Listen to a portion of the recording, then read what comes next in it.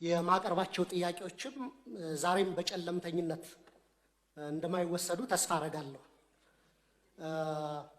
መሬት ላይ ያሉ ተጨባጭ የህዝቡን ጥያቄዎች ማቅረብ ፕራግማቲዝም እንጂ ጨለምተኝነት ሊሆን አይችልም። በግል ፐርሰናል ህይወቴም ቢሆን በፖለቲካ ኤክስፒሪየንስም ጨለምተኛ አይደለሁም፣ ተስፈኛ ነኝ። እንደ ሀገር ስንት ትውልድ በጦርነት እየበላን እንቀጥላለን። መንግስት ጉዳዩን የመራበት መንገድ ግን 10 ድስት ጥዶ አንዱንም ሳያማስል እንደሚያሳርረው አይነት ነው። መንግስት የቀይ ባህርን ማስመለስ ጉዳይ እንደ ህልውና ጉዳይ በማቅረብ ዋና ትኩረቱንና የፖለቲካ ጉልበቱን ከአጣዳፊ የውስጥ ቀውሶች በተለይም ከባድ የጸጥታና የኢኮኖሚ ችግሮችን ከመፍታት ይልቅ በውጭ ጉዳይ ላይ እንዲያርፉ በማድረግ በአገር አቀፍ ደረጃ በስፋት እየተዘገበ ያለው የፖለቲካና የህሊና እስረኞች ጉዳይ እልባት እንዲሰጠው፣ እስረኞችም የተፋጠነ ፍትህ እንዲሰጣቸው በተደጋጋሚ ብንጠይቅም የፖለቲካ አቅጣጫ የተሰጠበት በሚመስል መልኩ በተደጋጋሚ የፍርድ ቤት ቀጠሮ ያለ ፍርድ እየተንገላቱ ነው።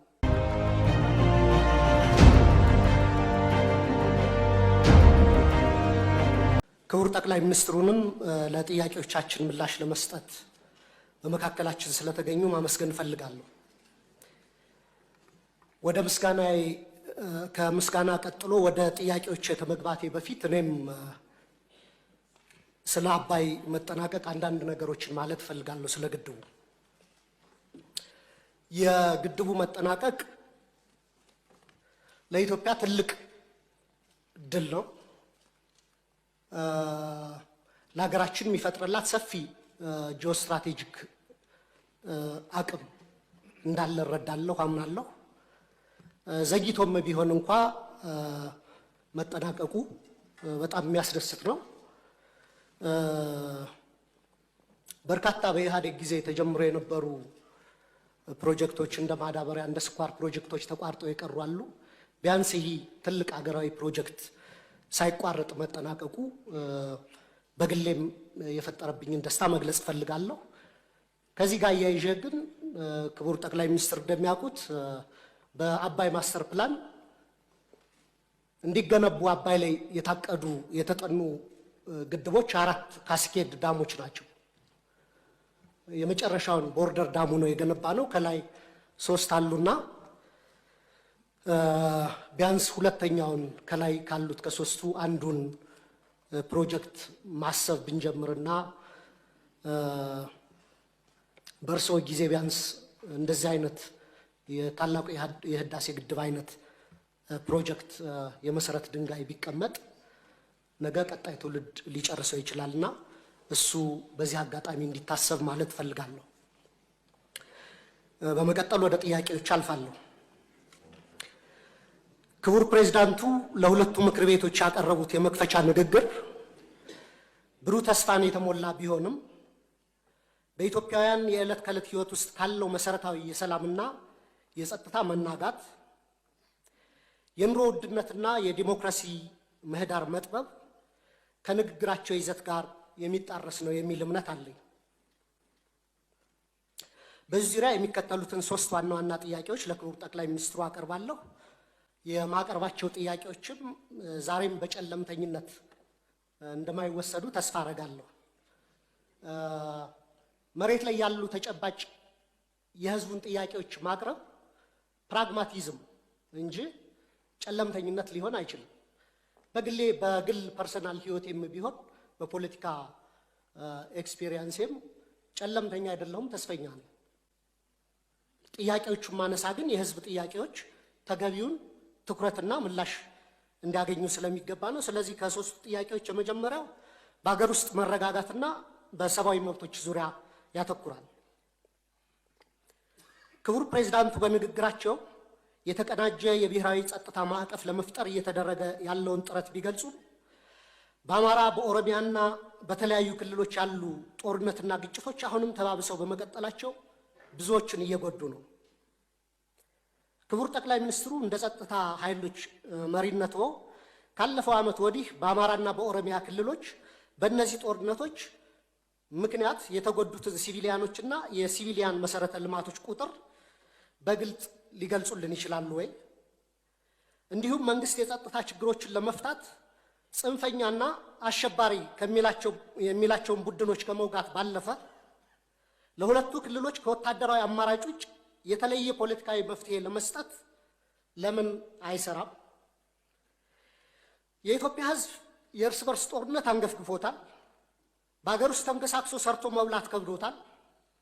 አገራችንም እንደ ኮሎምቢያ ከውስጥ ታጣቂዎች ጋር 50 ዓመታትን እየተዋጋች ልትቀጥል አትችልም።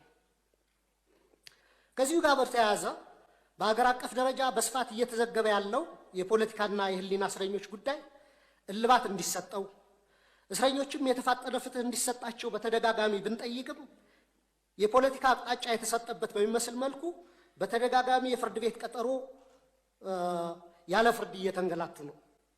ቤተሰቦቻቸውም ከፍተኛ ችግር ላይ ወድቀዋል። የህግ የበላይነት በማስከበር ስም የሚፈጸሙ የዘፈቀደ የፖለቲካ እስሮች ለሚመጣው 7ኛው ዙር ሀገራዊ ምርጫ ፍትሃዊ፣ ነፃና ታማኝነት ያለው እንዳይሆን ላለማድረጉ መንግስት ምን ዋስትና ይሰጣል? 2 ስለ ኢኮኖሚ ሁኔታና የኑሮ ውድነት መንግስት የሀገር ውስጥ የምርት እድገትና የዋጋ ግሽበት ዝቅ ማለቱን ቢገልጽም የዜጎች ኑሮ ሁኔታ በከፍተኛ ደረጃ ከዕለት ወደ ዕለት እየተባባሰ ነው። የዓለም ባንክ በቅርቡ ያወጣው መረጃ እንደሚጠቁመው የኢትዮጵያ የድህነት ምጣኔ በ2 ዲጂት አድጎ ወደ 43% እንደሚያሻቅብ ገልጿል። ይህ ማለት ከሁለት ኢትዮጵያውያን አንዱ በድህነት አረንቋ ውስጥ ይገኛሉ ማለት ነው። ስለዚህ አንደኛ ኑሮ ውድነትና የድህነት ቅነሳን በተመለከተ መንግስት በሚያቀርባቸው ይፋዊ ስታቲስቲክስና በህዝብ የዕለት ከዕለት ኑሮ መካከል ያለውን ሰፊ ልዩነት እንዴት ሊያብራራልን ይችላል? መሰረታዊ የምግብና የፍጆታ ዕቃዎች ዋጋ መጨመርን ለመከላከልና ተጨማሪ ቤተሰቦች ወደ ድህነት እንዳይገቡ ለመከላከል መንግስት ለመተግበር ያቀደው አስቸኳይ ዕቅድ ካለ ቢብራራልን። ሁለተኛ ስለ ውጭ ዕዳና የማክሮ ኢኮኖሚ መረጋጋትን በተመለከተ ነው። ኢትዮጵያ ለፋይናንስና ለማክሮ ኢኮኖሚ መረጋጋቷ ከፍተኛ ስጋት የሆኑባት ከባድና ዘላቂነት የሌላቸው የውጭና የሀገር ውስጥ ዕዳ ፈተናዎች ተደቅነውባታል። አገሪቱ በአሁኑ ወቅት ከፍተኛ የዕዳ ጫና ወይም ዴት ዲስትረስ ውስጥ የምትገኝ ሲሆን በቡድን 20 የጋራ ማዕቀፍ ውስጥ ውስብስብ የሆነ የዕዳ ማስተካከያ ወይም ሪስትራክቸሪንግ ሂደት እያካሄደች ነው። ከዩሮቦንድ አበዳሪዎች ጋር ሲካሄድ የነበረው ተስፋ ሰጪ የዕዳ መልሶ ማዋቀር ንግግሮችም መበላሸታቸው ተዘግቧል። በውጭ ምንዛሬ ገበያው በባንክና በትይዩ ገበያው መካከል ያለው ክፍተት ከቀን ወደ ቀን እየሰፋ ነው። ከነዚህ ተግዳሮቶች አኳያ መንግስት ማህበራዊ ወጪዎችን ሳይቀንስ ያሉብንን ከፍተኛ የውጭ ዕዳ ለመክፈል እና የፋይናንስ ክፍተቱን ለመሸፈን እየሰራ ያለው ስራ ምንድን ነው? በመጨረሻ ከውጭ ግንኙነትና ከባህር በር ጉዳይ የሚያያዙ ነው። መንግስት የቀይ ባህርን ማስመለስ ጉዳይ እንደ ህልውና ጉዳይ በማቅረብ ዋና ትኩረቱንና የፖለቲካ ጉልበቱን ከአጣዳፊ የውስጥ ቀውሶች በተለይም ከባድ የጸጥታና የኢኮኖሚ ችግሮችን ከመፍታት ይልቅ በውጭ ጉዳይ ላይ እንዲያርፉ በማድረግ በትችት አቅራቢዎች ዘንድ የህዝብን ትኩረት ከውስጥ አጣዳፊና አሳሳቢ ችግሮች ለመቀየር የተደረገ ጥረት ነው የሚል አስተያየት እንዲሰጥ አድርጓል።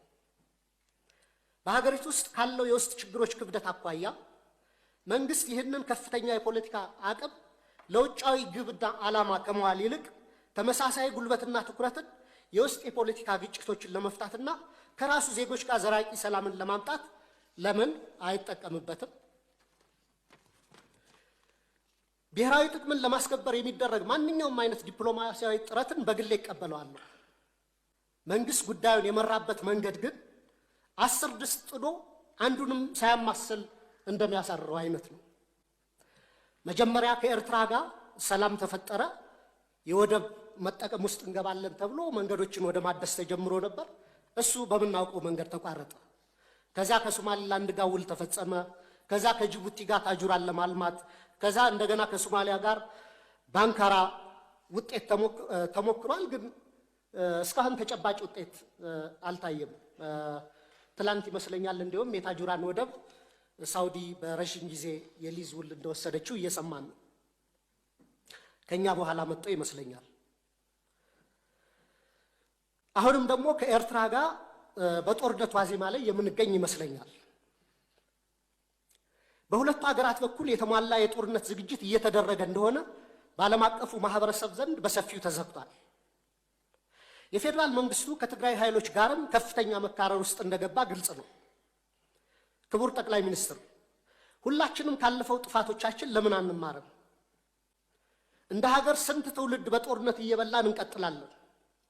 ከትግራይ ኃይሎች ከፋኖና ከወረና ቢሉስማ ኦሮሞ ጋር መንግስቱ የገባበትን ሁኔታ ባረቁ አስተዋይነትና በድርድር እንዲፈታ፣ የባህር በር ጉዳይንም አስመልክቶ ከኤርትራ ጋር የገባንበትን ሰጥ አገባ በሰላማዊ ህጋዊና ሰጥቶ መቀበል መሰረት ባደረገ አካሄድ ብቻ እንዲፈታ ጠይቃለሁ። አመሰግናለሁ።